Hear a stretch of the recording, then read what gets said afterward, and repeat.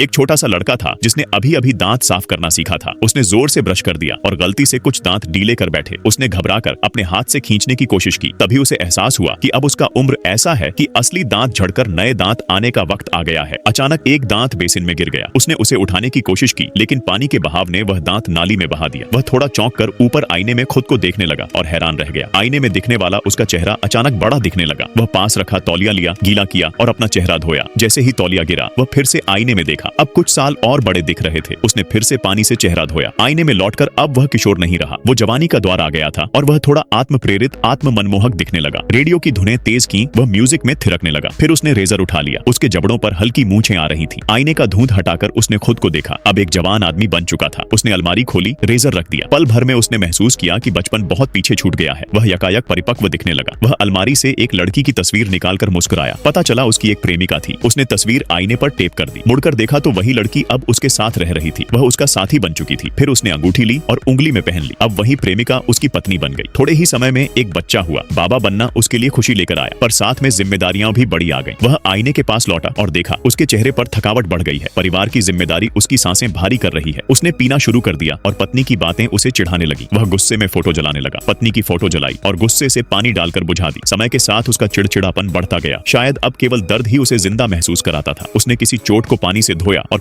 फिर से आईने में देखा। अब वह और बूढ़ा दिख रहा था। सोने की गोलियों से भी उसे नींद सही तरह नहीं आती हुई। उसने नींद की दवाइयां लेना शुरू कर दिया। उम्र बढ़ने के साथ उसका बदन भारी हो गया। कैमरा थोड़ा पीछे हटा और देखा कि उसकी नजरें धुंधली हो रही हैं। उसे अब रीडिंग ग्लास की जरूरत पड़ी। उसने पास रखी प्याली उठाई और अपने दांतों की जगह रखने के लिए कप में रख दिए। वो डेंचर्स, नकली दांत थे। आईने में मुस्कुराया, मानो दुनिया की परेशानियां अब उस पर असर नहीं करती। इंतजाम के साथ उसने अपनी छुट्टी का सामान तैयार किया। एक छड़ी, एक जोड़ी कमजोर कदम और रूम की बत्ती बुझाने से पहले उसने आखिरी नजर आईने पर डाली। जब उसने बत्ती ऑफ की तो उसने सब कुछ छोड़ दिया। उसकी जिंदगी के वे हिस्से वहीं थम गए थे।